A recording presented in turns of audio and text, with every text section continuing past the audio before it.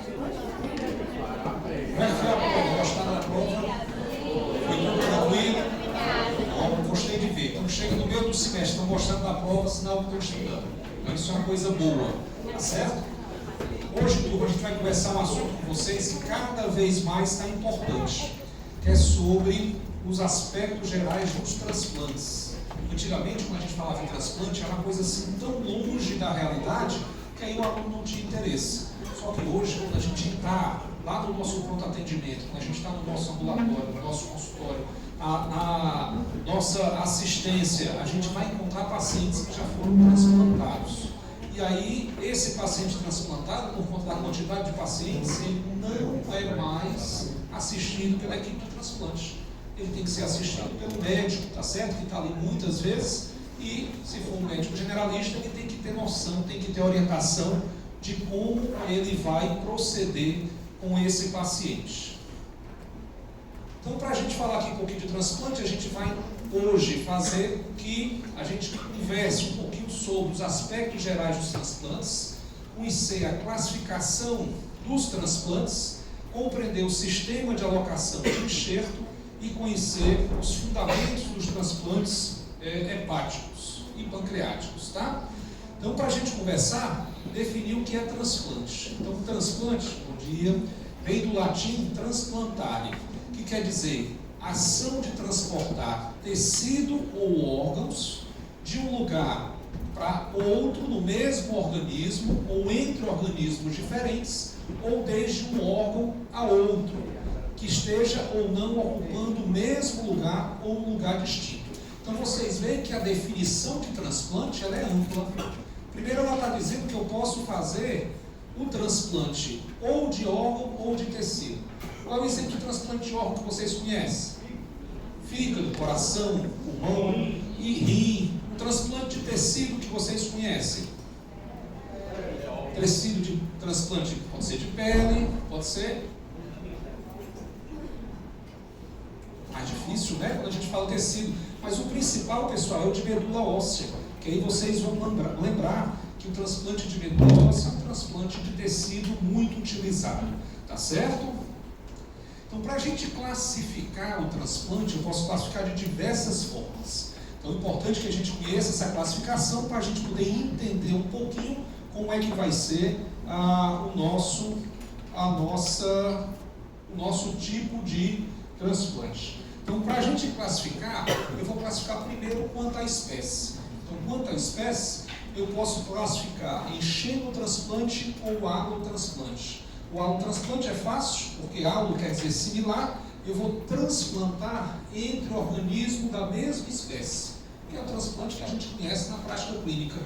E tem o xenotransplante, o xenos quer dizer estranho. Então, o xenotransplante eu vou transplantar entre organismos de espécies distintas. Pessoal, até bem pouco tempo atrás, o xenotransplante era coisa de ficção científica.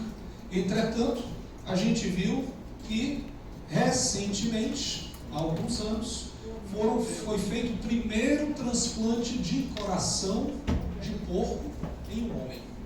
Então foi um dos primeiros xenotransplantes que teve sucesso, tá certo? Então esse paciente ele concordou em fazer esse transplante e aí ele conseguiu viver alguns dias com esse coração de suíno batendo na cavidade torácica dele. Então isso aqui talvez seja um passo inicial para a gente falar em xenotransplante, que na verdade é o sonho de todo médico transplantador. Já pensou se você tivesse lá na sua casa um pet geneticamente, imunogeneticamente igual a você, se você precisasse, você teria disponível um órgão, tá certo? Então seria o sonho aí de todo médico transplantador. E foi feito o primeiro transplante de rim de porco humano também nos Estados Unidos. Entretanto, esse aqui transplantaram rim de porco num paciente que era um paciente com morte cerebral. Então transplantaram o rim do porco num paciente com morte cerebral e esse rim ele funcionou, tá certo? Por vários dias. Então aqui, claro, foi uma experimentação, tudo dentro do conceito científico, ético, com a autorização da família, com a autorização de comitê de ética, mas o importante é que pela primeira vez se tirou o rim de um porco, se colocou no humano, e esse rim funcionou, apesar desse paciente já estar com morte cerebral. Tá certo? Então o importante é que a gente saiba que o xenotransplante está chegando aí perto da gente e a gente está acompanhando isso. A gente pode classificar também o transplante quanto ao receptor. E aí eu tenho vários tipos de transplante dependendo do receptor. Eu tenho o autotransplante, como o nome já está dizendo, eu vou transplantar para mim mesmo. Então, um exemplo de autotransplante. Então, por exemplo, um paciente com queimadura, ele vai tirar a pele de uma região do corpo para doar para outra região do corpo dele. Então, eu tiro pele da minha coxa para colocar no meu tórax. Então, isso aí é um exemplo de autotransplante, tá certo? Um outro exemplo de autotransplante, eu vou me submeter a um procedimento cirúrgico que vai precisar de hemotransfusão. Então, o que é que eu faço? Eu vou no banco de sangue, eu dou sangue e digo, ó, eu estou doando sangue, mas eu quero que esse sangue seja para mim daqui a 30 dias o procedimento que eu vou fazer. Então, eu estou fazendo uma autodoação, isso é um autotransplante, ok? O isotransplante, pessoal, o isotransplante é fácil de entender. Quando eu tenho a doação entre dois indivíduos que têm identidade genética. Isso vai acontecer quando? Quando eu tiver gêmeos univitelinos. Então, quando eu tiver gêmeos, um transplante entre gêmeos univitelinos, eu vou ter o isotransplante. E o homotransplante é o transplante que a gente mais vê na prática clínica, que a gente acompanha, é quando eu tenho um transplante de um doador que não tem a identidade genética com o receptor. Então, tanto o doador quanto o receptor, eles são indivíduos distintos e diferentes geneticamente. Em relação ao local de implantação, então vocês viram na definição que eu posso colocar o órgão no mesmo local que ele originalmente se encontra ou em um local diferente. Então eu tenho dois tipos de transplantes que podem ser realizados. Os transplantes ortotópicos, quando eu retiro o órgão de um paciente, de um doador, e coloco no mesmo local que ele se encontra. Quem é que me dá exemplo de transplante ortotópico? Transplante de coração, correto? Eu só posso colocar no local do coração. Transplante de pulmão, eu só posso colocar no local do pulmão, ok? E a maioria dos transplantes de fígado são transplantes ortotópicos. Mas eu tenho uma técnica para colocar uma parte do fígado fora do local dele. Então observe que às vezes o mesmo transplante ele pode ser ortotópico ou heterotópico. Heterotópico vai ser quando eu for colocar o órgão em um local distinto ao local que ele pertence. Então, por exemplo, o transplante de rim, quando eu coloco o enxerto na fossa ilíaca direita, é um transplante heterotópico. O transplante de pâncreas, quando eu coloco o pâncreas na fossa ilíaca, é um transplante heterotópico.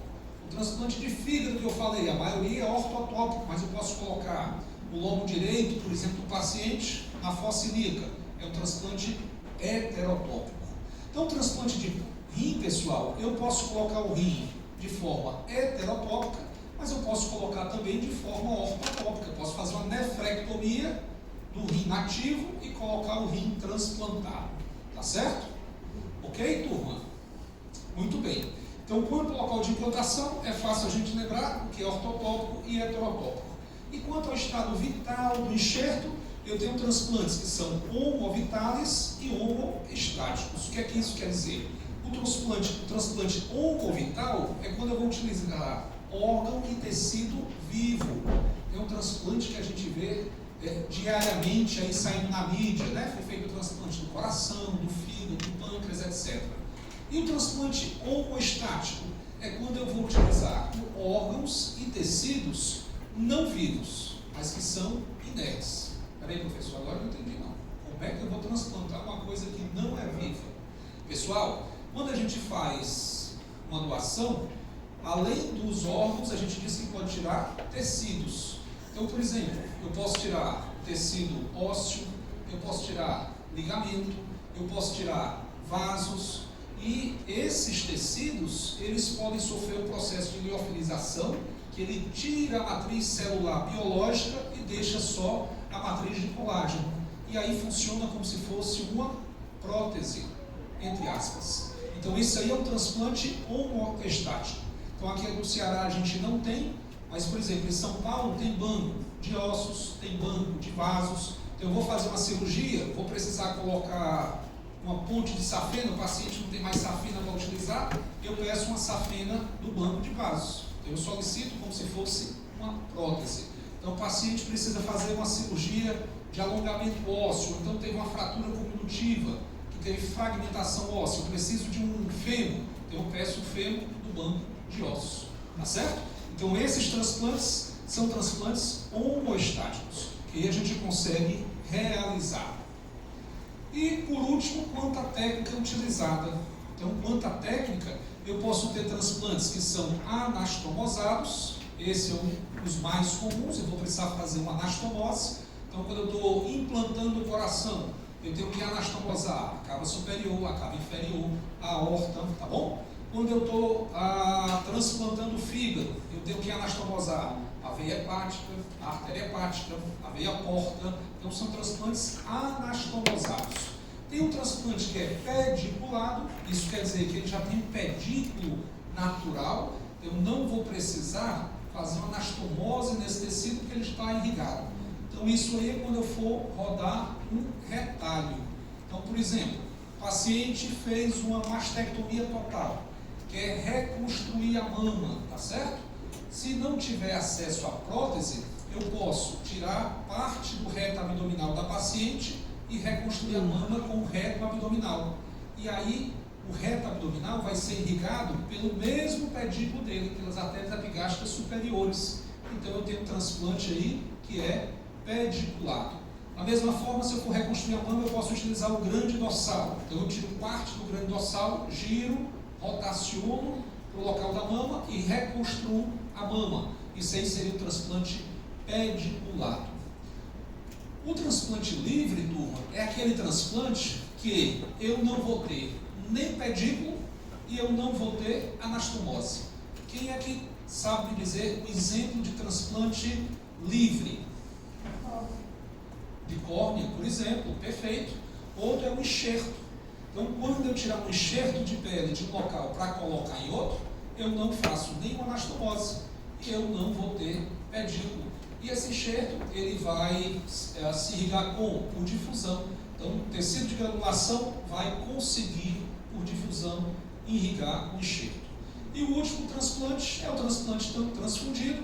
Então, esse aí, principal exemplo, é o transplante de medula óssea, que vocês já ouviram muito aí na mídia. E aqui no Ceará nós temos 2 centros de transplante de medula óssea. Um no hospital público e tem outro no hospital privado. Tá certo? Então são 2 centros de transplante de medula óssea. Muito bem. E quando a gente fala em transplante, pessoal, a gente fica pensando, poxa vida, e o transplante? O transplante, na verdade, foi no século passado o que mais evoluiu na medicina. Então observe aí, desde 1600 as pessoas já queriam fazer transplantes com enxertos, transplantes livres, de zonas nasais que eram destruídas. Então isso aí foi avançando e no século XVIII começou a vir os transplantes heterotópicos. E aí começou-se a estudar os vasos sanguíneos e a descoberta dos grupos sanguíneos no início do século passado. E aí vejam, em 1902 foi feito o primeiro transplante renal animal. E esse transplante garantiu o prêmio Nobel em 1912. E aí começou-se vários transplantes renais. Então foi feito em 1936 o primeiro transplante heterotópico em humano. Esse transplante evoluiu com óbito em 48 horas. Então nesse momento a ciência pensou, puxa vida, o que é que aconteceu? Então se achava que tinha alguma coisa do ponto de vista humoral, que seria uma proteção humoral, que não permitia a aceitação daquele órgão transplantado. Até então, pessoal, ninguém conhecia nada sobre imunossupressão. Em 1950 foi feito o primeiro transplante renal com nefrectomia simultânea, mas só depois disso ver as descrições detalhadas sobre rejeição. Então, Medawar ganhou o prêmio Nobel em 60 porque ele descreveu o que era a rejeição humoral, tá certo? E aí, somente depois, em 54, é que foi descoberta a rejeição celular. E aí se descobriu que teria tanto a rejeição humoral como celular.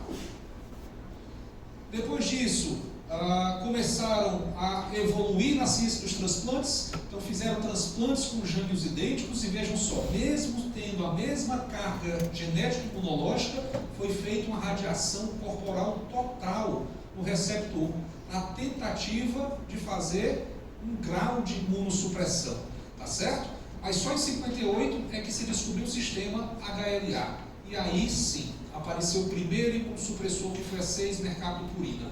Então isso permitiu que fosse feito em 63 o primeiro transplante hepático pelo Thomas Stolz, John Hart fez o primeiro transplante pulmonar, Barnett o primeiro cardíaco e Lillerey fez o primeiro transplante de pâncreas completo. E a partir daí começou-se a estudar imunossupressão e em 1970 se descobriu a ciclosporina A. Então a ciclosporina A é um dos principais imunossupressores que até hoje em dia é utilizado. Em 87 veio a descoberta do tacrolimus, ou tacrolimus. Então o tacrolimus ele é 100 vezes mais potente do que a ciclosporina A. E isso permitiu um boom na ciência dos transplantes. Então, para a gente pensar que o Brasil não está dentro dessa história dos transplantes, em 1988, o professor Silvano Raia, na USP, fez o primeiro transplante hepático com doador vivo do mundo. O primeiro transplante hepático com doador vivo foi feito aqui no Brasil. Então, a gente viu que tem vários prêmios Nobel que começaram. Então, para isso, a gente já está vendo que um dos principais calcanhares de Aquiles do transplante é a imunossupressão. Então, vocês, como futuros médicos, têm que saber que existem uma gama de imunossupressores que o paciente transplantado pode estar utilizando. Então, um deles é a azatioprina, que é um agente citostático. Os outros são os corticosteroides, que ainda são utilizados por serem potentes anti-inflamatórios inibidores da IL-1 e IL-6. E temos anticorpos antilinfocíticos. Então, inicialmente começou com o antilinfocítico e a globulina antilinfocítica, mas hoje o que a gente usa é a timoglobulina e o OKT3. A ciclosporina ela vai bloquear a produção de linfócitos T na linfocina e L2 e vai inibir a produção do RNA-mCG. E o tacrolimus é 100 vezes mais potente que a ciclosporina como anticélula T. Então, o MMF, bicofenolato mofetil, ele é um inibidor específico da síntese de purina e também é muito utilizado. E por último vem o sirolimus. Quando o sirolimus começou no mercado, pessoal, só a gente fazer aqui um parênteses aqui na nossa conversa, eu fiz parte de um estudo multicêntrico. Então o sirolimus, ele foi criado para ser um quimioterápico. Só que estava vendo que mais do que o efeito quimioterápico, ele causava imunossupressão. Então, o braço do trabalho é um trabalho multicêntrico europeu, o braço do trabalho que a gente participou fazia sirolimus num grupo de pacientes. Eu ficava responsável pelos pacientes que faziam o sirolimus. E aí todos estavam evoluindo com a evisceração no pós-operatório. O paciente fazia sirolimus, ele eviscerava. Ele era imunossupressor tão potente que ele não permitia o início da cicatrização. Então, com isso, o que é que aconteceu? Isso não aconteceu só no centro que eu trabalhava, em vários outros centros. O sirolimus ele foi orientado a não ser utilizado na fase precoce dos transplantes. Então hoje a gente utiliza o sirolimus quando o paciente que é transplantado evolui com câncer. Por quê? Porque ele tem algum efeito quimioterápico e tem um efeito imunossupressor dele. Tá certo? Então importante isso. Mas para a gente falar em transplante, primeiro a gente tem que saber como é que a gente vai eleger um doador. Então o doador ele tem que ser eleito quando ele tiver as melhores condições possíveis e satisfatórias dos órgãos que ele vai doar. Além de ter os órgãos em bom estado, ele tem que ter uma identidade genético-imunológica o mais perto possível entre doador e receptor, porque senão isso pode significar uma rejeição. Além disso, a gente tem que classificar o nosso doador como doador cadáver, que é o que a gente conhece normalmente na nossa prática clínica. Então, doador cadáver, ele vai ser, dependendo do país, vai ter uma lei específica para isso. Então, por exemplo, aqui no Brasil, quando uma pessoa falece, tá certo? O corpo dela, após autorizado pela família, passa a pertencer ao Estado. Isso quer dizer que, se você tem um ente querido que faleceu, eu não posso determinar para quem ele vai doar os órgãos, porque aquele corpo, aquela pessoa que faleceu, ela passa a pertencer ao Estado. Mas o Estado tem que perguntar à família se a família autoriza a doação. É diferente, por exemplo, na Espanha. Na Espanha, todo mundo que não for criança, maior de 18 anos, que falece, pertence ao Estado, independente da autorização da família. Então, esse fato da Espanha ter vários potenciais doadores faz com que a Espanha seja o país com mais potenciais doadores por bilhão de habitantes. Então, a Espanha tem uma média de 36 doadores por bilhão de habitantes. E o Brasil, uma média de 18, quase a metade da Espanha. Mas ainda assim, o Brasil assume destaque mundial na cirurgia de transplante. E um outro tipo de cadáver, pessoal, é o doador vivo. Então, o doador vivo é diferente. Uma pessoa está viva, ela vai decidir em vida para quem ela quer doar o órgão dela. Então, por exemplo, o paciente tem um irmão, o paciente que é nefropata tem um irmão que quer doar para ele. Então, o irmão assina um termo dizendo que quer doar para o irmão, tá certo? Que é nefropata, tá? Entretanto, pessoal, a lei, ela tem uma previsibilidade. Eu só posso fazer doação em vivo para parentes de até 3º grau. Vocês sabem por que isso? Para evitar comercialização.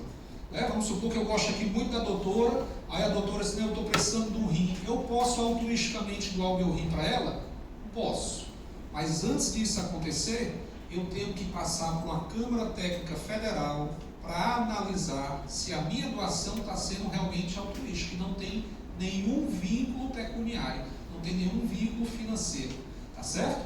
Então isso é importante que se diga. Então, no Brasil a gente não tem notícias de comercialização de órgãos. E no mundo, na África, tem. Então é importante que a gente saiba, na China também tem. É importante que a gente saiba que isso pode acontecer em outros locais, tá certo? E uma outra modalidade de doação, pessoal, é a doação em assistolia. Então, o que é a doação em assistolia? É aquele paciente que tem uma parada cardiorrespiratória e após 30 minutos de tentativa de ressuscitação cardiorrespiratória, não tem sucesso. Então, rapidamente esse paciente ele é canulado. Vocês vão já entender o que significa o paciente ser canulado. A gente vai canular os principais vasos para infundir solução de preservação de órgãos e aí é feito o transplante. Onde é que acontece essa modalidade de doação? Naqueles países em que, por motivos religiosos, o corpo da pessoa que falece não pode ser manipulado. Então, ele é sagrado. Tá certo? Então, tem países, por exemplo, o Japão não tem doação cadáver, o Japão, mas tem doação em assistolia. O professor, ele não faleceu porque teve a parada? Faleceu. Mas, do ponto de vista religioso, se você ficar continuando com a manobra de ressuscitação, tem alguma circulação de secreção sanguínea, e isso eles permitem que seja. Outro local que tem doação em assistolia é na Inglaterra. Então, na Inglaterra faz doação cadáver, doação viva e doação em assistolia. É impressionante. Na Inglaterra o paciente está evoluindo com piora, já fica uma equipe esperando que ele tenha a parada cardiorrespiratória. Quando tiver, eles vão lá, continua com compressão mecânica, canula o paciente para fazer a captação dos órgãos. Aqui no Brasil, nós não temos doador em assistolia, só temos doador cadáver e doador vivo. Falando em doação, pessoal, a gente tem que entender o que é morte cerebral. Vocês tiveram uma aula sobre morte cerebral? Só bem na tutoria, pronto. Então, a morte cerebral, pessoal, para revisar o que vocês viram aqui na tutoria, é uma situação onde existe uma condição de coma profundo e irreversível das funções cardíacas e respiratórias podem ser mantidas de forma artificial, com ventilação mecânica ou com droga vasoativa. Então, eu tenho que ter muita segurança quando for fazer o diagnóstico de morte cerebral. E uma outra definição é quando eu tenho uma perda irreversível da função cerebral, tanto cortical quanto do tronco, significando a perda da ausência de atividade cortical, ausência de reflexos no tronco e demonstração de irreversibilidade do processo. Então isso é importantíssimo, tá certo, turma? Então, por exemplo, se eu tenho um paciente que aparentemente está em coma, mas ele se afogou num lago gelado, eu posso dar o diagnóstico dele de morte cerebral? Não posso, porque ele está com hipotermia, tá certo? Então eu tenho que reverter o quadro que pode ser revertido para avaliar esse paciente. Se eu tenho um paciente, por exemplo, que está comatoso, porque está com hiponatremia, uma hiponatremia severa, eu posso nesse momento dar o diagnóstico dele de morte cerebral? Não, eu tenho que reverter a hiponatremia para poder avaliar se o paciente tem ou não morte cerebral, tá certo? Então, é importante a gente saber disso. Então, para saber os critérios clínicos de morte cerebral, eu tenho que ter uma coma de etiologia estabelecida e irreversível, na ausência de hipotermia, de alterações hidroeletrolíticas graves e efeitos residuais de medicamentos. Tem que ter ausência de movimento muscular espontâneo, ausência de reflexo de nervo cranial, pupilar, óculo cefálico, óculo vestibular, faríngeo e respiratório. E tem que ter ausência das respostas aos estímulos nocivos na área de distribuição dos nervos cranianos. E ausência da atividade cardiotrópica atropina, e o teste da apneia tem que ser positivo com a PCO2 maior do que 50 milímetros de mercúrio. Se um paciente entra em morte cerebral, o que é que vai acontecer com ele invariavelmente? Invariavelmente, ele vai evoluindo com a deterioração das atividades orgânicas de uma forma geral. Então, esse paciente obrigatoriamente vai evoluir com hipotensão, ele vai evoluir com arritmia, ele vai evoluir com alterações respiratórias, vai evoluir com alterações eletrolíticas, com diabetes insípidos, vai evoluir com hiperglicemia, com anemia, com coagulopatia e hipotermia. Então, mesmo que eu mantenha esse paciente fazendo droga vasoativa, a ventilação mecânica, ele vai evoluir com a deterioração das atividades orgânicas de uma forma geral. Então, isso acontece, pessoal, a mais ou menos em torno de 48, 72 horas. Então, por que é importante a gente saber disso? Então, às vezes, a família do paciente que é leiga, a gente chega e diz, olha, a gente deu aqui o diagnóstico de morte cerebral, mas a família vê o paciente lá entubado, fazendo droga vasoativa, e vê a cardioscopia do paciente funcionando, vê a oximetria do paciente funcionando, vê que o paciente tem movimento reflexo, então acha que o paciente não está em óbito, tá certo? Então isso é importantíssimo. E como é que a gente faz no Brasil o diagnóstico de morte cerebral? Como é que vocês viram lá na tutoria? Tem que ter 2 médicos examinadores. E aqui pelo menos um neuro. Intervalo no mínimo de 6 horas para paciente adulto, tá, turma? Paciente adulto. E além dos 2 médicos, tem que fazer o quê? Tem que fazer um teste comprobatório de morte cerebral, tá? Então, a lei diz que para se ter o diagnóstico de morte cerebral, eu preciso da avaliação de 2 médicos distintos que não façam parte de nenhuma equipe de transplante, para não ter conflito de interesse, onde esses médicos têm que ser neurologista ou neurocirurgião, exceto em São Paulo. Pronto, é isso que eu ia perguntar. Essa era a pergunta? Pronto. Professor, por que exceto São Paulo? Que pode ser um clínico e o outro pode ser neurocirurgião ou neurologista, por conta das distâncias da cidade, tá certo? Então tem que ser, no restante do Brasil, um neurologista ou um neurocirurgião para fazer o diagnóstico. E aí, quando o médico vai fazer o diagnóstico, pessoal, ele faz tudo aquilo que a gente citou para vocês. Avaliação se tem a causa irreversível do coma, porque se tiver a causa reversível, ele tenta reverter. Ele faz a avaliação do teste da PCO2, ele faz todas aquelas avaliações. E por que tem que ter 6 horas? Porque se tiver algum grau de reversibilidade, isso pode acontecer em 6 horas. Por que eu falei adulto? Porque para criança, pessoal, pode variar de 24 horas e recém-nascido 48 horas para fazer a segunda avaliação. Quanto aos exames, eu vi que alguém falou aqui do eletroencefalograma, então pode ser utilizado. Mas eu posso usar ultrassom, tá certo? Cerebral, eu posso usar a angiografia, a angio-TC, a angio-ressonância, tudo aquilo que mostre que tem ausência de fluxo cerebral, tá bom? São 6 horas. De um médico para outro tem que ter um tempo mínimo de 6 horas. Não, essa informação não está correta. Tem que ser feita uma avaliação e a segunda avaliação só pode ser feita depois de 6 horas. Porque assim, se o paciente tiver com hiponatremia, eu vou corrigir a hiponatremia, na segunda avaliação, o paciente já não está mais comatoso. Então, o intensivista não pode fazer, ele pode abrir o protocolo, tá certo? Ele abre o protocolo, mas ele não pode avaliar. Então, no Brasil, só neurologista e neurocirurgião, exceto em São Paulo. Em São Paulo, o intensivista pode fazer.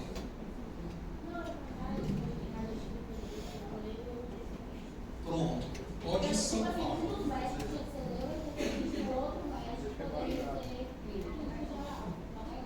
Pronto. Qualquer médico pode abrir o protocolo, mas para fazer o protocolo, aí tem que ser um neurologista ou um neurocirurgião. Pode ser isso, que no nível da USP, lá é diferente. A lei abre essa exceção para São Paulo. Tá bom? Muito bem. Tem aquela história também, se é isquêmico, é 24 horas entre os médicos, né? Se é uma causa isquêmica, o intervalo é 24 horas, dá um leito, né? Isso não está previsto em lei, mas eles colocam isso como uma condição. Normalmente é 24 horas se for criança. Aí eu faço uma avaliação, 24 horas depois tem a segunda avaliação. E se for recém-nascido, depois de 48 horas a segunda avaliação. Certo?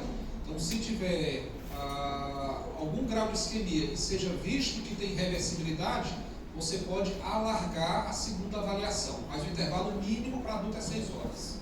Ok? Só para a gente saber aqui, turma, levanta a mão aqui na sala, quem é doador de órgão? Levanta a mão. Turma, quem é? Você pode se declarar doador.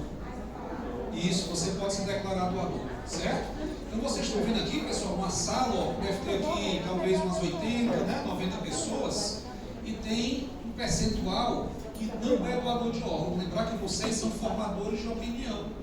Então, se vocês não querem ser doadores, provavelmente vocês não vão convencer os seus pacientes a serem doadores. Antigamente, pessoal, há uns 10 anos atrás, tinha na carteira de identidade, eu não sei se alguns de vocês lembram, você podia colocar se ia ser doador ou não, tá certo? Aí o que acontecia? Tiraram essa obrigatoriedade da carteira. As pessoas estavam com medo de colocar que era doadora, porque se tivesse um acidente, aí achavam que não, é doador, vamos aproveitar aqui a doação. Então tiraram isso por medo da população. Hoje em dia não tem essa obrigatoriedade. Mas o que é que você que quer ser doador tem que fazer? Falar para a sua família. Porque na verdade quem vai decidir se vai haver doação ou não é a sua família. Mesmo que você deixe lá sacramentado no cartório, faça lá um documento no cartório dizendo que quer ser doador, mas quem vai autorizar a doação é a sua família, tá certo? Então entra aí, né, a esposa, os filhos, os pais, então a família que vai determinar se você vai doar ou não. E um outro fato interessante, pessoal, você pode escolher o que o seu ente querido vai doar. Então, por exemplo, se tiver um paciente, não, eu só quero autorizar a doação de córnea, eu posso determinar, não, eu só quero autorizar a doação de fígado, só quero autorizar a doação de intestino, de coração, de pulmão. Então você consegue determinar o que é que pode ser doado.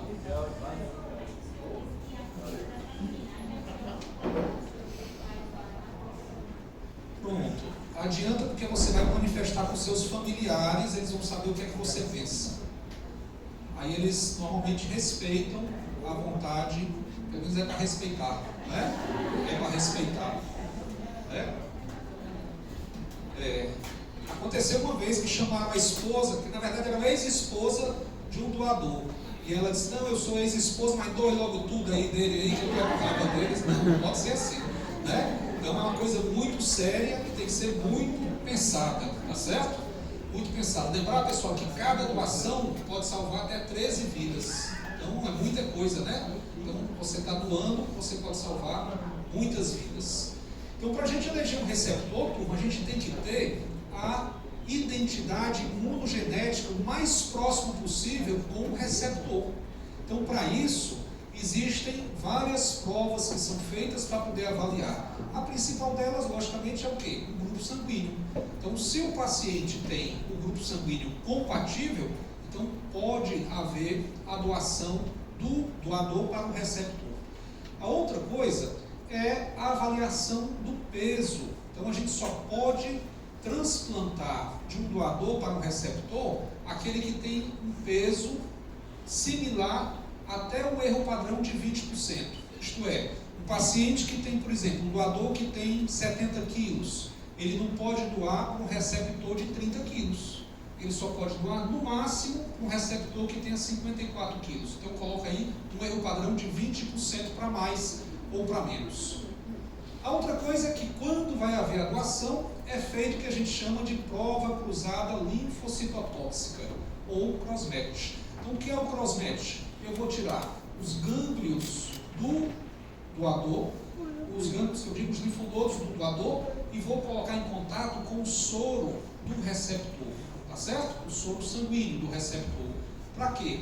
Para saber se o tecido linfóide do doador, ele tem alguma reação com o soro do receptor. Isto é, a gente vai avaliar se o receptor tem anticorpos pré-formados contra aquele doador. Então, a prova linfocitotóxica, que é o cross-match, ela é importantíssima para evitar uma complicação que a gente vai ver daqui a pouco, que é a rejeição hiperaguda, tá? Então, antigamente, quando tinha um cross-match, quando você reperfundia um órgão, ele trombosava. Aí você imagina, você fez toda uma estrutura para tirar um órgão do paciente, colocar em outro, assim que você reperfundiu, trombosou.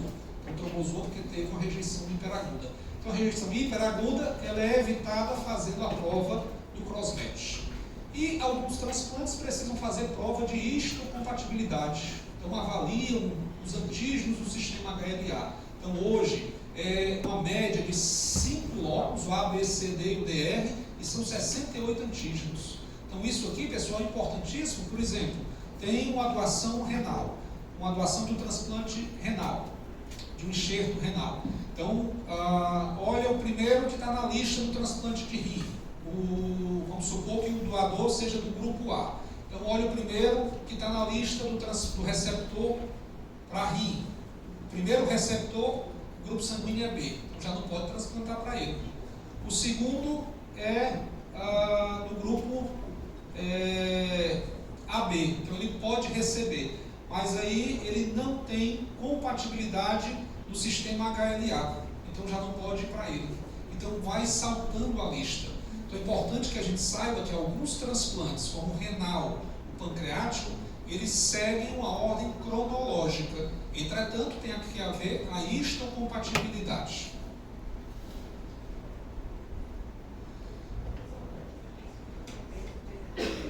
Peso é primeiro.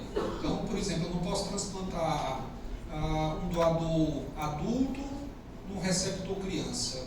Eu não posso, a não ser que eu faça uma adaptação do órgão. A gente vai ver daqui a pouco aqui que eu posso fazer uma divisão do fígado, por exemplo. Aí eu divido parte do fígado no adulto para colocar na criança. Mas eu tenho que ver a relação do peso, certo? Então, quais são as complicações gerais que a gente está fazendo? A complicação mais temida no transplante, pessoal, é a rejeição. Rejeitar significa que aquela esperança que o paciente recebeu o órgão, ela vai por água abaixo, porque o paciente pode perder esse órgão. Então, a principal rejeição é a rejeição hiperaguda, onde você vai reperfundir o órgão e assim que você reperfunde, que o sangue do receptor entra em contato com o órgão do doador, ele trombosa os vasos. Isso significa que o receptor já tinha anticorpos, tá certo? Pré-formados contra aquele órgão. E aí o que acontece? Acontece que esse órgão ele vai ficar perdido. Para evitar a rejeição hiperaguda, vocês viram que hoje em dia se faz o crossmatch. Então o crossmatch evita que aconteça a rejeição hiperaguda. Outro tipo de rejeição é a rejeição celular aguda. A rejeição hiperaguda, pessoal, é uma rejeição humoral, né? Humoral. A rejeição celular aguda é uma rejeição celular. Então vai acontecer quando, nos primeiros dias ou semanas, existem várias influências de fatores clínicos, laboratoriais e histopatológicos. Então o paciente não tomou adequadamente a sua imunossupressão, não respeitou o jejum para tomar a imunossupressão, tomou de forma irregular, então ele pode evoluir com rejeição celular aguda. Então a rejeição celular aguda, pessoal, ela pode ser recuperada. Então você interna esse paciente com rejeição celular aguda, aí você faz um pulso de imunossupressor. Então você baixa absurdamente as defesas desse paciente para ele recuperar esse órgão. Então vamos a gente pensar que é uma coisa muito infrequente. Então no transplante hepático, em torno de 20 a 30% dos pacientes que são transplantados podem evoluir com rejeição celular aguda. E aí você interna e recupera, você trata, entre aspas, essa rejeição celular aguda. E o outro tipo de rejeição celular é a crônica, onde, diferentemente da rejeição celular aguda, ela não tem um limiar cronológico. Então pode acontecer no início, no meio ou mais a longo prazo, tá certo? E normalmente acontece porque o paciente tem níveis baixos e persistentes de anticorpos contra o enxerto. Então, na rejeição celular crônica, diferentemente da rejeição celular aguda, nós não conseguimos fazer pulsoterapia. Então, se o paciente tiver com rejeição crônica, significa que ele vai perder esse órgão e a gente tem que relistar o paciente. Tá certo? Tem que relistar. Então, é importante que a gente saiba disso. Professor, aí tem alguma prioridade? Como?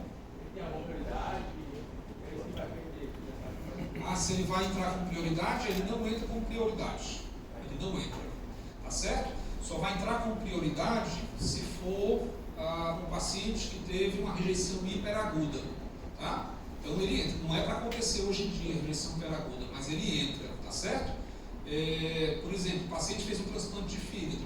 Você reperfundibou, trombosou o fígado. O paciente está anhepático, está sem fígado. Tá? Existe uma máquina de diálise chamada MAS. Você consegue colocar o paciente, mas ela só dura em torno de 24 a 48 horas. É diferente da máquina de diálise, de hemodiálise para paciente nefropata, que ele pode viver fazendo terapia substitutiva. Então esse paciente entra com urgência. Tá? As outras complicações, turma, são as complicações que podem acontecer em qualquer cirurgia. Mas a gente vai ter complicações cirúrgicas de uma forma geral com o paciente imunossuprimido. Então essas complicações são potencializadas. Então as principais complicações bacterianas são aquelas que acontecem e podem atingir o trato geniturinário, a ferida operatória e o sistema respiratório. Então a gente tem que ficar de olho nessas potenciais complicações. E aí a gente associa essas complicações às infecções oportunistas que podem acontecer nos pacientes transplantados. E aí vem todos aqueles germes oportunistas, como o citomegalovírus, a pneumocistis, nocardia, toxoplasma, criptococcus. Então, todos esses pacientes podem evoluir com infecções oportunistas. O paciente pode evoluir com hiperglicemia, porque os imunossupressores podem causar hiperglicemia, e com outras complicações, como estomatite, esofagite por cândida, colite pseudomembranosa e ulcerações por citomegalovírus. A longo prazo, paciente que faz o uso de imunossupressão, eles podem evoluir com neoplasia maligna, que no paciente transplantado a gente chama de neoplasia de novo. Neoplasia de novo. Então, no Ceará, as principais neoplasias são os cânceres de pele. Então a gente vive na região aqui dos trópicos, né? Então tem muita radiação e o câncer de pele é importante. Mas tem que lembrar dos linfomas, o câncer de lábio, o câncer renal, os sarcomas, os cânceres hepatobiliares, entre os outros tipos de câncer. Muito bem. Então, decidido quem vai ser o nosso doador, eu vou convidar vocês agora para entrar dentro de uma doação. Quem foi aqui que já participou da doação de um órgão? Ok? Pessoal, se tiver oportunidade, participem, tá certo? É uma das cirurgias mais lindas que tem. É linda a cirurgia, linda, tá certo? É uma cirurgia que vocês vão ver várias equipes que estão ali sincronizadas para trabalhar. Então tem uma equipe da cirurgia cardíaca que vai entrar, tem uma equipe da cirurgia torácica, tem uma equipe da cirurgia do aparelho digestivo, tem uma equipe da oftalmologia, tem uma equipe da traumato. Então cada um vai entrar para fazer a captação dos órgãos e dos tecidos. E qual vai ser a sequência de extração? Qual vai ser a sequência de captação? Primeiro eu vou tirar o coração. Então o coração, pessoal, eu vou retirar primeiro, porque ele é o órgão que menos aguenta o tempo de isquemia fria, tá certo? Então quando eu vou fazer uma captação, eu vou submeter o órgão captado a dois tipos de isquemia. O primeiro é a isquemia quente, que é aquela isquemia que ele vai estar sendo de alguma forma perfundido de forma irregular.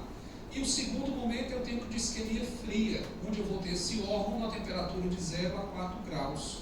Então ele vai estar como se estivesse no estado metabólico basal, tá bom? Então o coração é o que menos aguenta isquemia, por isso que ele é o primeiro a ser captado, tá certo? Vocês já viram alguma vez aqui em Fortaleza uma ambulância com moto batedor na frente? Um policial de moto na frente, já viram? Não? Nunca viram não? Já? Se verem, pessoal, pode ter certeza que dentro daquela ambulância tem um coração. Eu digo não é o coração do motorista não, tem um coração, tá certo, para ser doado, tá? Por quê? Porque ele tem que ter prioridade para poder ser transplantado, porque ele só aguenta 4 horas de isquemia fria, então muito pouco tempo. O segundo é o pulmão, seguido pelo fígado, pâncreas, intestino, rins, e aí vão vir os tecidos, os vasos, os ossos, a pele e a córnea. E observem só, turma, a córnea, para ser captada, ela pode ser captada até 4 horas após a parada cardiorrespiratória. Vocês ouviram isso? O que é que isso significa, turma? Não deveria ter transplante da córnea. Se eu posso captar a córnea do doador até 4 horas se o coração parou de bater, não deveria ter fila, a gente deveria captar a córnea de todo mundo. Porque o medo da família é fazer a captação quando o coração está batendo. Esse é o medo da família. Tá? Tem até um caso interessante, eu vou abrir aqui um parênteses e contar para vocês. Era 31 de dezembro, tá certo? 2 horas da manhã de 2013. Eu estava fazendo uma captação lá aqui no HGF. Aí a gente estava fazendo a captação e aí a gente foi transportar o paciente, o doador, da maca para a mesa cirúrgica. Quando a gente coloca o paciente na mesa, ele flexiona o braço. O doador. Imagina, de madrugada, no centro cirúrgico, o grito das enfermeiras, grande, né? Grande. Aí diz, doutor, ninguém vai fazer essa captação não, que o paciente está vivo. Se não está vivo não, isso foi um espasmo. O paciente, ele tem um espasmo porque começa a fazer rigor mortis, tá certo? Disse, não, doutor, ninguém vai fazer não. Ele está vivo, ele se mexeu aqui. Todo mundo viu que ele se mexeu. O que é que eu fiz, pessoal? Interrompi a captação. Se eu fosse fazer no outro dia meu nome lá naquele programa, Barra Pesada, não, de jeito nenhum. Manda chamar o neurologista de novo. Chama, faz outra avaliação, vamos fazer outro eletroencefalograma. Aí veio o neurologista, fez o eletroencefalograma, ficou isoelétrico, né, não tinha atividade cerebral, e aí a gente fez a captação, tá certo? Mas aí ainda fez a captação, mas não, aquele exame deu ali, mas não sei se está certo. Só os tracinhos, né? O elétrico, menino, está vendo aqui o exame aqui, isoelétrico. Então, pessoal, é importantíssimo que não haja nenhuma dúvida quando a gente está dentro do sistema de transplante, para mostrar que ele é o mais transparente possível. Então, eu vou convidar vocês aqui para fazer uma cirurgia, ou melhor, para entrar dentro de uma sala, fazendo aqui uma captação. Então, para a gente fazer a captação, a gente vai fazer aqui uma incisão que vai desde o manúbrio. Então, aqui está a cabeça do paciente, aqui está os pés do paciente. Então, a gente faz uma incisão aqui, ó, desde o manúbrio, pelo tórax até o pubis. Então essa é uma incisão manúbrio-pubiana, tá certo? Depois que a gente faz isso, a gente vai fazer uma avaliação da cavidade abdominal. Então eu vou fazer uma avaliação. Para que essa avaliação? Porque se o paciente tiver alguma infecção, se tiver alguma tumoração, se tiver alguma coisa que não garanta a segurança da doação, eu vou abortar essa doação. Então a gente faz essa avaliação, mesmo com toda a avaliação pré-operatória, a gente faz a avaliação da cavidade. E aí a gente começa a liberar os órgãos. Então vocês estão vendo aqui o ligamento falciforme sendo seccionado, um fígado aqui ó, com o ligamento falciforme já seccionado. A gente observa as alterações anatômicas. Então normalmente aqui para o fígado, a artéria hepática direita, normalmente ela vem da artéria hepática comum. Mas tem casos aqui, ó, que a hepática direita vem aqui do tronco da mesentérica superior. A artéria hepática direita vindo aqui do tronco da mesentérica superior. E às vezes ela tem um tronco hepatomesentérico. Então não tem um tronco celíaco, não tem um tronco mesentérico individualizado, é um tronco só. Tá? Então depois que a gente faz isso, a gente vai providenciar a dissecção dos vasos que a gente vai canular. Então eu disseco aqui, pessoal, ó, o reto peritônio. Então estou fazendo aqui, tá certo? A manobra de Cattell, dissecando aqui todo o reto peritônio. E a gente observa aqui, ó, a aorta e aqui a cava. Aqui a artéria mesentérica inferior e aqui a veia renal esquerda. Então depois que a gente faz toda essa liberação, a gente vai preparar para canular o nosso receptor. Então a cânula, a gente coloca uma cânula que é para infundir uma solução de preservação de órgãos, tá certo?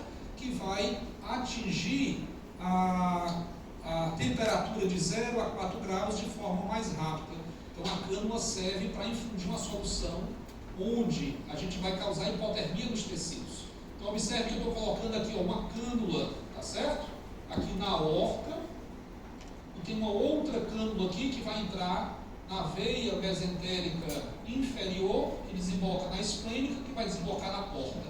Então eu canulo o paciente tanto arterialmente, quanto na circulação venosa pela veia porta, tá certo?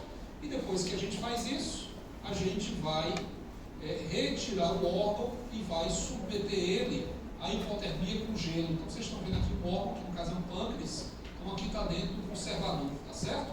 Esse aqui é o corredor, pessoal, do Hospital Clinic, tá? O corredor do Hospital Clinic.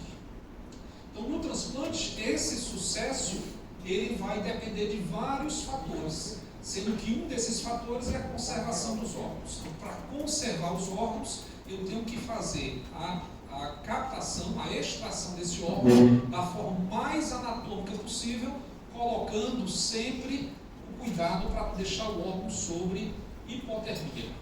Então, o órgão ele pode tolerar a isquemia normotérmica por poucos minutos, sem ter a função alterada. Então, qual vai ser o objetivo da conservação dos órgãos? Manter a célula na maior integridade possível. Então, lembrar que eu estou deixando de irrigar aquele paciente, tá certo? E, consequentemente, a gente vai tentar manter a composição da membrana celular e do contexto intracelular o mais viável possível. Então, para isso, a gente faz a conservação hipotérmica e durante a captação, a gente faz a perfusão de solução conservadora gelada. Então, essas soluções tem várias aqui. Então, eu coloquei aqui Collins, Verocollins, Wisconsin. Dependendo da solução, pessoal, eu tenho um tempo maior de preservação. Então, quando eu capto um fígado, que eu uso a solução de Wisconsin, eu posso implantar esse fígado até 12 horas depois. Mas se eu utilizar a solução de Collins, eu tenho que implantar em 4 horas. Tá certo? Isso vai depender do tipo de solução. Aí vocês podem perguntar, professor, por que só não usa o Wisconsin, então? Por causa do custo. Então, hoje, um litro de Wisconsin custa $800. Então, um litro de Collins custa $140. Então, depende da estrutura do centro de transplante.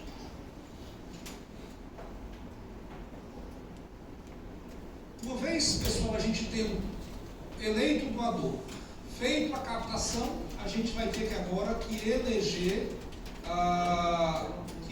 o tipo de transplante que a gente vai fazer, tá certo? Então, quando eu faço Um transplante com doador cadáver, eu tenho que escolher qual a técnica que eu vou fazer. Então, eu tenho duas técnicas para fazer o transplante. Então, depois da captação, eu vou fazer a retirada do fígado do paciente receptor, e aí eu posso utilizar uma técnica clássica, onde eu retiro o fígado junto com a veia cava retrohepática, ou eu utilizo a outra técnica chamada de piggyback, que eu vou retirar o fígado, deixando a veia cava. A outra forma que eu posso fazer é um transplante, onde eu faço com o doador vivo. Eu posso fazer um transplante, a gente vai já entender melhor o que é o transplante split luminal e o transplante em assistolia. Então, as principais indicações do transplante hepático é quando o paciente tem colestases crônicas, cirrose de origem não biliar, tumores hepáticos, insuficiência hepática aguda e outras enfermidades. Eu quero chamar a atenção com uma informação que talvez eu já tenha dito a vocês. Hoje no mundo, cada vez mais a cirrose hepática está sendo devido à esteatohepatite não alcoólica. Então, os países desenvolvidos cada vez menos têm cirrose hepática por hepatopatia por vírus B e vírus C. Então, a esteatohepatite não alcoólica é uma causa muito comum hoje em dia. Quem é que sabe o que é a cirrose criptogênica? Lembra lá da gastro? Cirrose criptogênica? Não? A cirrose criptogênica, turma, é quando eu não encontro etiologia para aquela cirrose. É como se fosse uma cirrose idiopática, só que eu mudo o termo, em vez de idiopática, passa a ser criptogênica, tá certo? Muito bem, mas aí lembrar que tem a SEB, tem a CBP, paciente com cirrose alcoólica, hepatocarcinoma, as hepatites víricas, muito comum também, paciente com hepatite tóxico-medicamentosa, principalmente por paracetamol, tá certo? Alguém aqui faz uso de paracetamol? Faz? Pronto. Qual é o problema do paracetamol? A dose permitida dele diariamente é muito próximo da dose tóxica. E aí, se você tomar a dose tóxica, você pode ter uma hepatite, tá certo? Insuficiência hepática aguda. Então, sempre tem que ter cuidado quem faz uso de paracetamol. Você pode tomar até 2 gramas dia, tá certo? Paracetamol. E a dose tóxica é de 3 a 7 gramas. Então, está muito próximo, né, o permitido, do que pode ser tóxico. E como é que eu vou contraindicar o transplante? Então, eu já vi as indicações, mas aqui no transplante, as contraindicações às vezes são mais relevantes. Eu tenho que avaliar aquele paciente que é candidato a ser transplante, se ele não tem, por exemplo, uma trombose da veia porta completa. Se a porta dele está trombosada, turma, como é que eu vou conseguir reperfundir o meu órgão? Eu não vou conseguir. Eu tenho que observar se ele tem alguma enfermidade extrahepática grave. Por exemplo, ele tem a insuficiência hepática e ele tem, por exemplo, uma insuficiência renal. Então, ele não precisa de um transplante hepático, ele precisa de um transplante hepato-renal. Ele precisa de 2 transplantes, um transplante duplo. Se o paciente, por exemplo, tem idade avançada, então na legislação brasileira não se autoriza utilizar doador cadáver para paciente acima de 70 anos. Então isso está na lei, tá certo? É importante a gente avaliar se esse paciente ele tem uma neoplasia que não obedece os critérios de Milão. Lembra da semana passada que a gente começou sobre os critérios de Milão? Deram um espirro, esqueceram? Na semana passada espirraram, esqueceram. Só relembrando o critério de Milão, se ele tiver um nódulo de hepatocarcinoma até 5 centímetros ou 3 nódulos até 3 centímetros, ele pode ser transplantado. Então, se ele tiver um nódulo maior que 5 centímetros, já não pode fazer transplante com doador cadáver. Se ele tiver, pessoal, uma hepatopatia por vírus B replicante, então ele tem hepatopatia por vírus B e ele ainda está replicando. Então eu não posso transplantar esse paciente. Se eu vou transplantar, lembrar que eu vou ter que fazer imunossupressão. Se eu imunossuprimir um paciente que está replicante, o que é que vai acontecer? Esse vírus vai reinfectar o enxerto e aí eu não consigo melhorar a vida do paciente. Então, para fazer uma avaliação de um candidato, pessoal, eu preciso fazer uma avaliação muito criteriosa. Essa avaliação, turma, às vezes, ela vai além da avaliação clínica. Ela passa por uma avaliação psicossocial. Eu avalio se o paciente, por exemplo, tem condição sociosanitária boa dentro de casa. Porque não adianta eu transplantar o paciente, vou imunossuprimir e ele falecer, por exemplo, numa amebíase. Então eu tenho que fazer uma avaliação ampla. Então eu avalio, do ponto de vista da hepatopatia, toda a sorologia do paciente, avalio endoscopicamente, avalio com ultrassom como é que está a permeabilidade portal, avalio desse paciente, por exemplo, a função cardiocirculatória através de exames específicos, avalio, por exemplo, avaliação respiratória e eu peço toda a seleção de avaliação sanguínea desse paciente com o estado basal infeccioso. Então, só para saber, por exemplo, alguns de vocês já fizeram aqui sorologia para CMV? Já fizeram? O IgM deu positivo?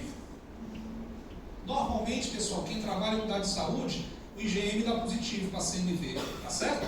Então isso é importante porque quando eu transplanto um paciente que tem o IgM positivo para CMV, assim que eu transplanto eu já começo a fazer profilaxia. E eu faço profilaxia por 3 meses para CMV para esse paciente. Por quê? Porque se ele está imunossupresso, ele pode reativar a doença. Então é importante que a gente saiba. E aí observe só, eu preciso até avaliar odontologicamente como é que está esse candidato a transplante. Ele não pode operar, pessoal, se ele tiver, por exemplo, uma cárie. Ele tem que resolver a cárie antes de operar, porque isso aí é um foco infeccioso, que ele pode ter uma infecção grave, tá certo? Uma infecção grave. Então, os outros exames são exames pré-operatórios e importante avaliar do ponto de vista social os pacientes, por exemplo, etilistas. Então, o etilista ele tem que ter uma abstinência de pelo menos 6 meses. Se o candidato etilista tiver só 3 meses de abstinência, não pode ser listado.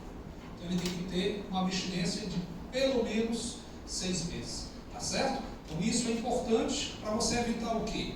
Você evitar que o paciente transplantado, ele, após o transplante, só o seu Rabibi, quando o fígado era meu, né? Imagine esse aqui, né? Então, para você evitar isso, você tem que fazer. Agora, turma, só abrindo novamente aqui um parênteses na conversa, para você ver como a cultura é interessante. Na Europa, faz parte da refeição o paciente tomar vinho, né? Todo mundo sabe disso. Então, para mim, na minha cabeça, era muito estranho o paciente transplantado, ele fazendo a refeição dele tomando um cálice de vinho. Né? É esquisito, não é fácil. Mas lá, o paciente consegue tomar só um cálice. Então, é sempre isso. Aqui, é difícil, né? É difícil. Pessoal, era tão assim que dentro do hospital, no refeitório do hospital, vendia cerveja e vinho. Aí eu ia com o meu chefe lá pro refeitório, a gente ia, né, almoçar antes de ir para uma cirurgia. Aí antes da cirurgia ele estava tomando cerveja. Para mim aquilo ali era assim, uma coisa surreal, né? Mas ele tomava só uma cerveja mesmo. Ele não tomava mais do que isso não. Então é uma questão cultural, né? Então aqui eu não me imagino estando aqui no hospital, né, tomando um cálice de vinho ou tomando uma cerveja. Né? Esse doutor aí vai operar, vai nada, esse doutor não vai operar ninguém desse jeito. Né? Mas é interessante do ponto de vista cultural.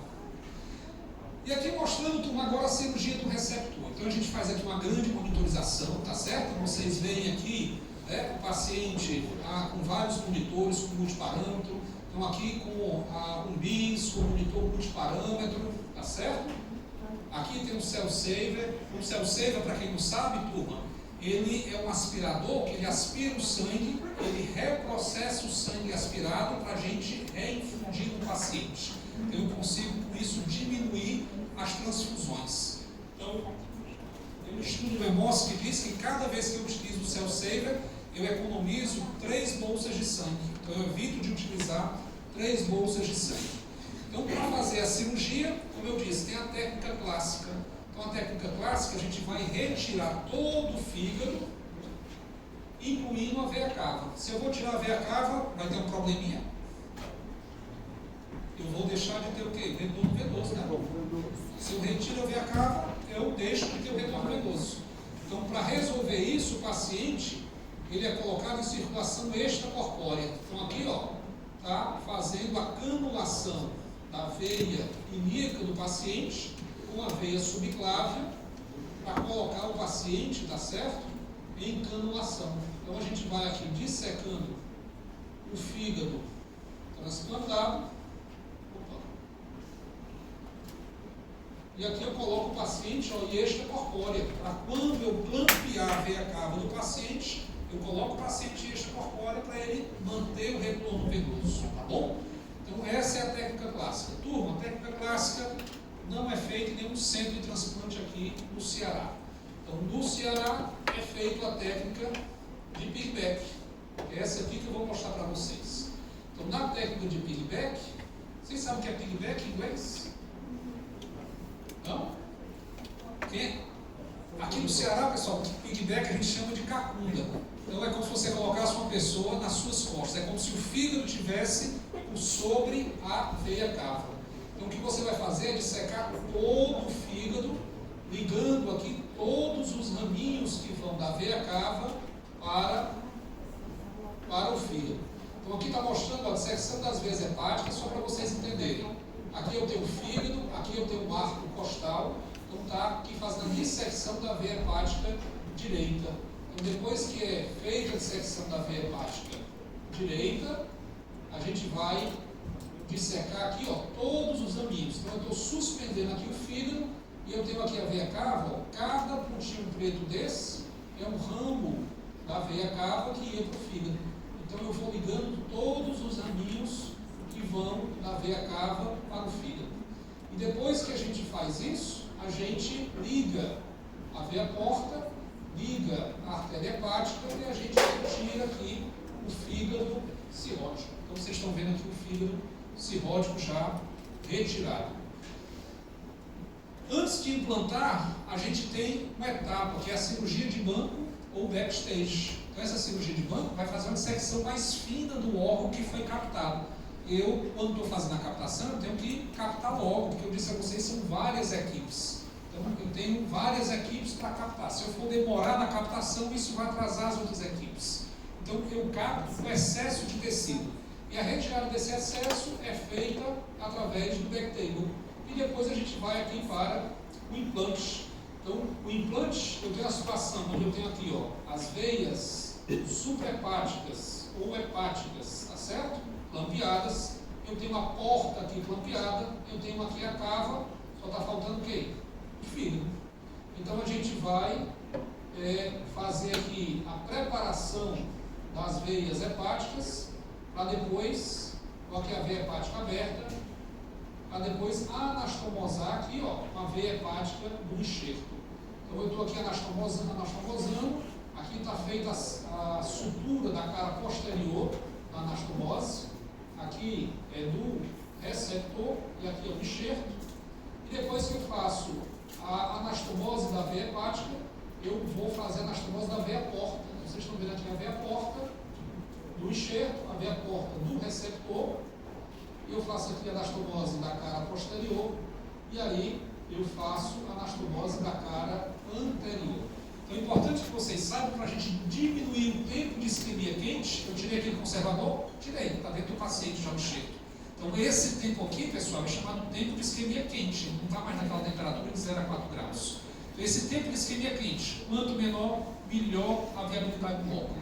Então quando a gente começou aqui, nosso tempo de isquemia quente era 40 minutos. A gente conseguiu baixar para 18. Então isso melhorou o resultado do transplante, tá bom? E aí quando a gente faz aqui a anastomose da veia porta, a gente vai soltar aqui o clamp. E quando a gente solta o clamp, tira aqui o clamp, ó, que estava na veia hepática, e vai tirar aqui o clamp da porta. Está sendo retirado nesse momento o clamp. Olha aqui a veia porta do enxerto, ó, começando a encher. Então vem um momento aqui, pessoal, mágico. Por quê? Porque o fígado vai ser reperfundido. Então um momento mágico aí da natureza. Então o fígado começa a reperfundir. Então a gente diminui o tempo de isquemia quente, fazendo a reperfusão do fígado só com a veia porta. E depois? Depois é que a gente vai fazer a anastomose da artéria. Vocês estão vendo aqui o PET de aorta. O PET significa o segmento de aorta com o tronco celíaco. Então, por último, é que a gente vai fazer a anastomose do ducto colédoco. Então eu vou aqui preparar aqui a artéria, a gente vai começar a fazer aqui a anastomose da artéria, que é a artéria do enxerto, a artéria do receptor, e a gente solta o clamp e essa artéria começa a pulsar. Olha aqui, pessoal, que outro momento lindo.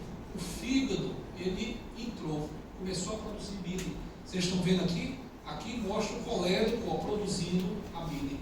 Então, por último, a gente faz a anastomose aqui do colérico, mostrando aqui para vocês a anastomose do colérico. E o paciente entrou, o fígado começou a entrar. Agora vai fazer a hemostasia e depois a gente fazer a sutura do paciente por camadas, né?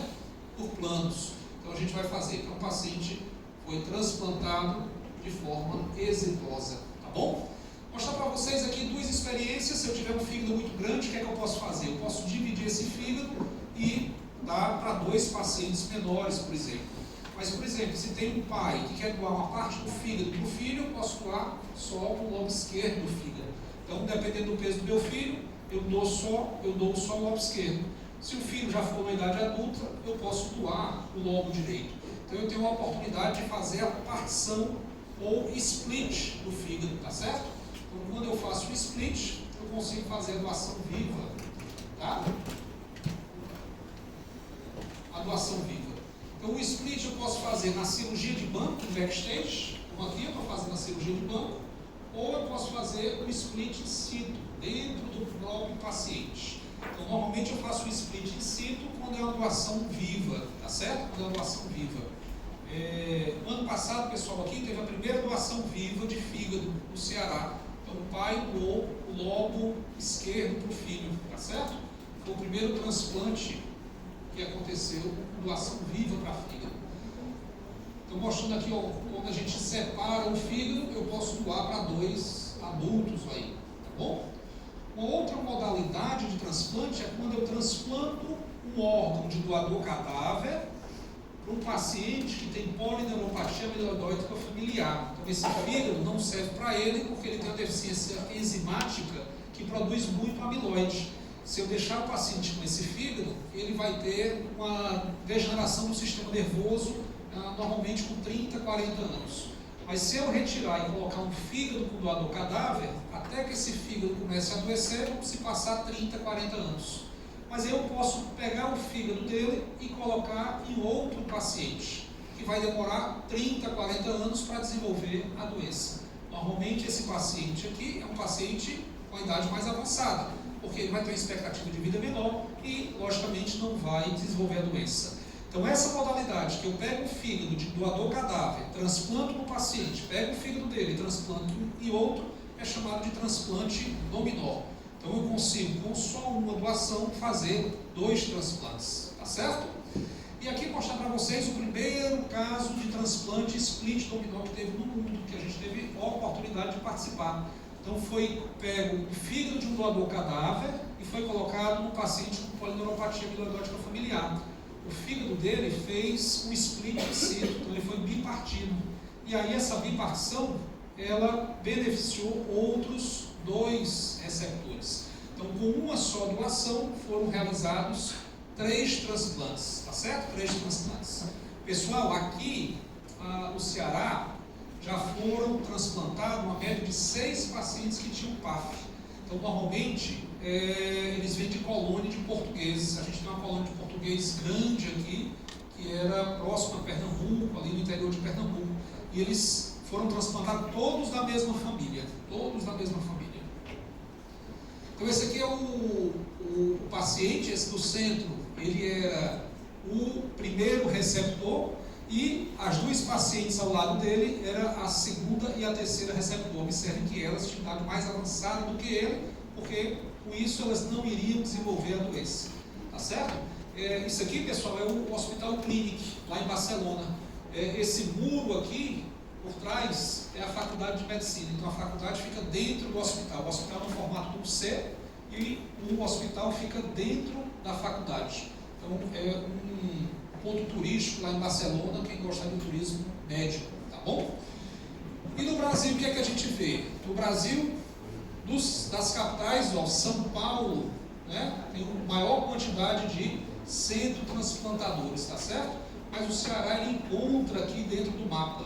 Então a gente vê que cada vez mais o Ceará está se aproximando aqui pela quantidade de transplantes. Então hoje nós temos 2 centros transplantadores aqui no estado, e esses 2 centros transplantadores fazem transplante em 4 hospitais, 2 públicos e 2 privados, tá certo? Então a gente vê aqui que para doador cadáver, né, o Ceará tem uma quantidade grande, São Paulo tem uma grande quantidade aqui em azul de doador vivo.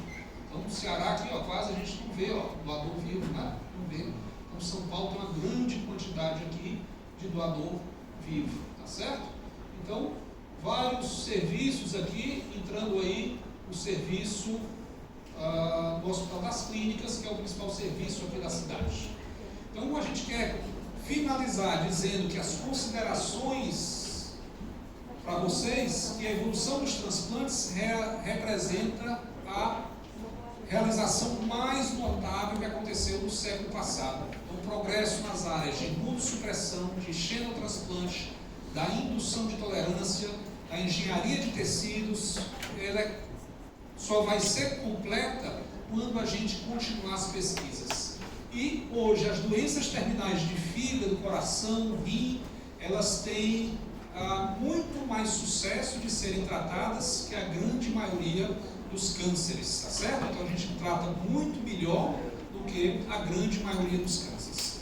Com isso, turma, a gente finaliza aqui. Eu fico aqui à disposição se tiver alguma dúvida. Eu vou fazer aqui a frequência de vocês rapidinho.